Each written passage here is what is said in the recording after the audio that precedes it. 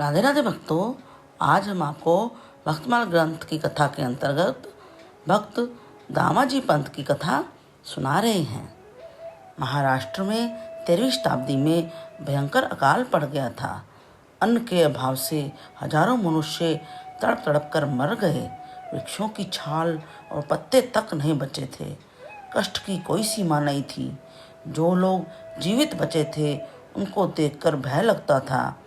वो ऐसे हो गए थे जैसे देह में रक्त मांस का नाम तक नहीं, जैसे सूखे कंकाल पर चमड़ा चिपका हो।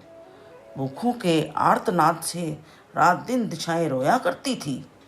उन दिनों मंगल बेड़िया प्रांत का शासनभार श्री दामाजी पंत संभालते थे। दामाजी पंत और उनकी स्त्री दोनों ही भगवान के अनन्य भक्त थे। पांडुरंग के चिंतन में उनका चित्त लगा ही रहता था। श्री हरि का स्मरण करते हुए निष्काम भाव से कर्तव्य कर्म करना उनका व्रत था। दीन दुखियों की सेवा हर तरह से करते थे। शत्रु को भी कष्ट में पड़ा देखकर व्याकुल हो जाने वाले दामाजी पंत अपनी अकाल पीड़ित प्रजा का करुण क्रंदन सहन नहीं कर पाए। अन्न के लिए तड़प तड़प कर प्राण देने वाले प्राणियों का आर्त चित्कार उनसे सुना नहीं जा रहा था। राज्य भंडार में अन्न भरा पड़ा था। दया के सम्मुख बादशाह का भय कैसा। अन्न भंडार के ताले खोल दिए गए। भूख से व्याकुल हजारों मनुष्य मरने से बच गए। उदार पुण्यात्मा पुरुषों की अकारण निंदा करने वाले हर जगह मिल जाते हैं। दामाजी के सहायक नायब सूबेदार ने देखा कि ये तो अच्छा अवसर है। यदि दामाजी को बादशाह हटा दें तो मैं प्रधान सूबेदार बन जाऊंगा। उसने बादशाह को सूचना भेज दी। दामाजी तो अपनी कीर्ति के लिए सरकारी अन्न भंडार को लुच्चे लफंगों में लुटा रहे हैं। भक्तों, यदि आपको यह कथा पसंद आ रही है तो शामा शाम के वक्त इस चैनल को सब्सक्राइब कर लीजिए और लाइक का बटन भी दबाइए। तभी आपको पिछली कथाएं भी उपलब्ध हो पाएंगी। नायब सूबेदार का पत्र पाते ही बादशाह क्रोध से आग बबूला हो गया। उसने सेनापति को 1000 सैनिकों के साथ दामाजी को गिरफ्तार करने के लिए भेज दिया। मुसलमान सेनापति जब मंगल बेड़िया पहुंचा, उस समय दामाजी श्री पांडुरंग की पूजा में लगे हुए थे। सेनापति उन्हें जोर जोर से पुकारने लगा। दामाजी की धर्मपत्नी ने तेजस्विता के साथ कहा, अधीर होने की आवश्यकता नहीं है। वे पूजा में बैठे हैं। जब तक उनका नित्य कर्म पूरा ना हो जाए, लाख प्रयत्न करने पर भी मैं किसी को भी उनके पास नहीं जाने दूंगी। सेनापति पतिव्रता नारी के तेज से अभिभूत हो गया। उसका अभिमान लुप्त हो गया। वह प्रतीक्षा करने लगा। दामाजी की पूजा समाप्त होने पर स्त्री ने उन्हें सेनापति के आने का समाचार दिया। दामाजी समझ गए कि अन्न लुटवा देने का समाचार पाकर बादशाह ने उन्हें गिरफ्तार करने को सैनिक भेजे हैं। भय का लेश मात्र तक उनके चित्त में नहीं था। पत्नी से उन्होंने कहा, चिंता करने की कोई बात नहीं है। हमने अपने कर्तव्य का पालन ही किया है। बादशाह कठोर से कठोर दंड दें, इसके लिए तो हम पहले से ही तैयार थे। भगवान पांडुरंग का प्रत्येक विधान दया से पूर्ण होता है। जीव के मंगल के लिए ही उनका विधान है। उनकी प्रसन्नता ही अभीष्ट है। पत्नी को आश्वासन देकर वे बाहर आ गए। सेनापति का अधिकार गर्व दामाजी की तेजपूर्ण शांत सौम्य मुखाकृति देखते ही दूर हो गया। उसने नम्रतापूर्वक कहा, बादशाह ने आपको शीघ्र बुला लाने के लिए मुझे भेजा है। दामाजी ने सेनापति से कहा, पत्नी को आश्वासन देकर मैं साथ चलता हूँ। दामाजी की भगवत भक्ता पतिव्रता स्त्री ने पति की गिरफ्तारी का समाचार सुना। वह बड़ी स्थिरता से बोली, नाथ, भगवान पंढरीनाथ जो कुछ करते हैं उसमें हमारा हित ही होता है। उन दयामय ने आपको एकांत सेवन का अवसर दिया है। अब आप केवल उनका ही चिंतन करिए। मुझे तो इतना ही दुख है कि यह दासी स्वामी की चरण सेवा से वंचित हो रही। पत्नी से विदा लेकर वे बाहर आ गए। सेनापति ने उनके हाथों में हथकड़ी डाल दी, उनको बंदी करके ले चले। दामाजी को ना तो बंदी होने का दुख है और ना ही पदच्युत होने की चिंता। वे तो पांडुरंग विट्ठल की धुन में तन्मय हैं, कीर्तन करते चले जा रहे हैं। गोवलकुंडा के मार्ग में ही पंढरपुर पड़ता था। दामाजी की इच्छा भगवान का दर्शन करने की हुई। सेनापति ने स्वीकृति दे दी। मंदिर में प्रवेश करते ही दामाजी का शरीर रोमांचित हो गया। नेत्रों से टप टप बूंदें गिरने लगी। शरीर की सुधि जाती रही। कुछ देर में अपने को संभाल कर वे भावमग्न होकर भगवान की स्तुति करने लगे। विलंब हो जाने से सेनापति उन्हें पुकार रहा था। दामाजी भगवान को साष्टांग प्रणाम करके उनकी मोहनी मूर्ति हृदय में धारण किए बाहर आ गए। उन्हें लेकर सेनापति आगे चल पड़ा। उधर बेदर का बादशाह कैदी सूबेदार की प्रतीक्षा कर रहा था। देर होने से उसका क्रोध बढ़ता जा रहा था। इतने में एक काले रंग का किशोर अवस्था का ग्रामीण पुरुष हाथ में छोटी सी लकड़ी लिए, कंधे पर काली कंबली डाले, निर्भयता पूर्वक दरबार में चला आया। उसने आवाज लगाई, बादशाह सलामत।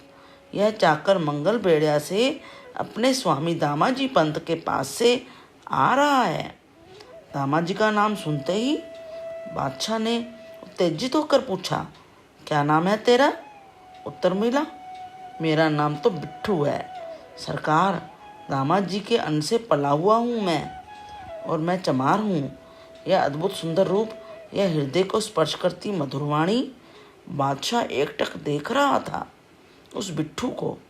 बादशाह का क्रोध कब का दूर हो गया था। उन्होंने पूछा, यहाँ क्यों आए हो? उस ग्रामीण ने कहा, सरकार अपराध क्षमा करें। अकाल में आपकी प्यारी प्रजा भूखों मर रही थी। मेरे स्वामी ने आपके कोठार का गल्ला उसकी प्राण रक्षा के लिए बांट दिया। मैं उस गल्ले का मूल्य देने आया हूँ। आप कृपा करके पूरा मूल्य खजाने में जमा कर लें और मुझे रसीद दिलवाने की कृपा करें।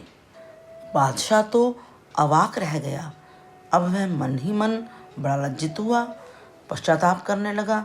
मैंने दामाजी जैसे सच्चे सेवक पर बिना सोचे समझे बेईमानी का दोष लगा दिया और उसे गिरफ्तार करने के लिए फौज भेज दी।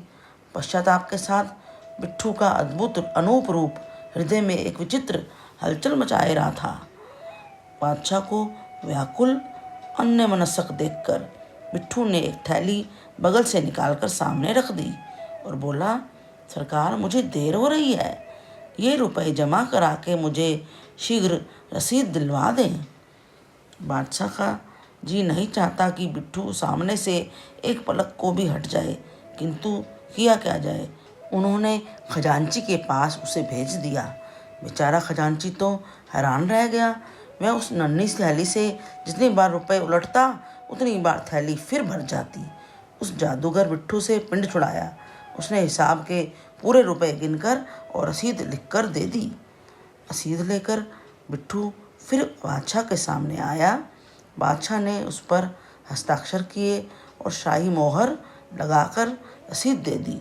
बिट्ठू ने कहा, मेरे स्वामी चिंता करते होंगे, अब मुझे आज्ञा दीजिए। अभिवादन करके वह 9-11 हो गया। बादशाह ने दीवान को आज्ञा दी, तुम शीघ्रतापूर्वक जाओ और दामाजी पंत को बड़े आदर के साथ लेकर आओ।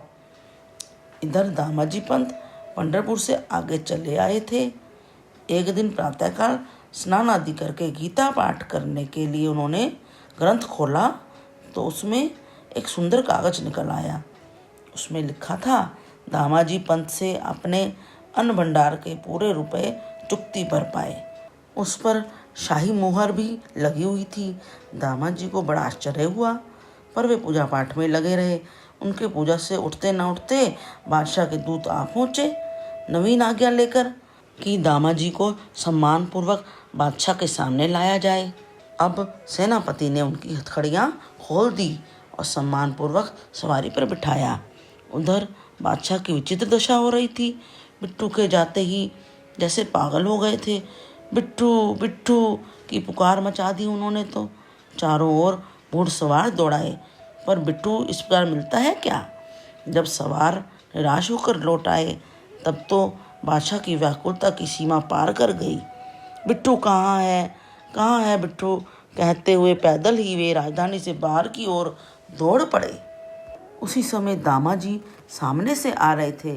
बादशाह दौड़कर उनके गले से लिपट गए और बड़ी कातरता से कहने लगे, दामाजी दामाजी जल्दी बताओ, बताओ मुझ पापी को बताओ, वह प्यारा बिट्टू कहाँ है, मेरे प्राण निकलते जा रहे हैं। दामाजी तो हक्के बक्के रह गए। वे बोले, हजूर कौन बिट्टू। बादशाह ने कहा, दामाजी छिपाओ मत, हाथ जोड़ता हूँ, अपने उस बिट्टू महार का पता जल्दी बता दो। वही सांवरा सांवरा लंगोटी लगाए, हाथ में लकुटी लिए, तुम्हारे पास से रुपए लेकर आने वाला मेरा बिट्टू कहाँ है वो। सहसा दामाजी के सामने से एक पर्दा हट गया। वे सारा रहस्य समझ गए। रोते रोते बोले, आप धन्य हैं बादशाह जी, त्रिभुवन के स्वामी ने आपको दर्शन दिए हैं। मुझ अभागे के लिए वे सर्वेश्वर एक दरिद्र चमार बनकर आ गए और एक सामान्य मनुष्य का अभिवादन करने के लिए आए।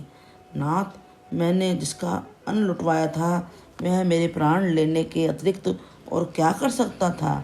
दया धाम सर्वेश्वर, आपने इतना कष्ट क्यों किया। दामाजी प्रेम में उन्मत्त होकर पांडुरंग पांडुरंग पुकारते हुए मूर्छित हो गए और भक्तवत्सल भगवान ने प्रकट होकर उन्हें उठाया। बादशाह भी उन सौंदर्य सागर के पुनः दर्शन करके कृतार्थ हो गया।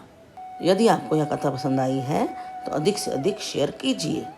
हरे कृष्ण कृष्ण कृष्ण हरे हरे, हरे राम राम राम।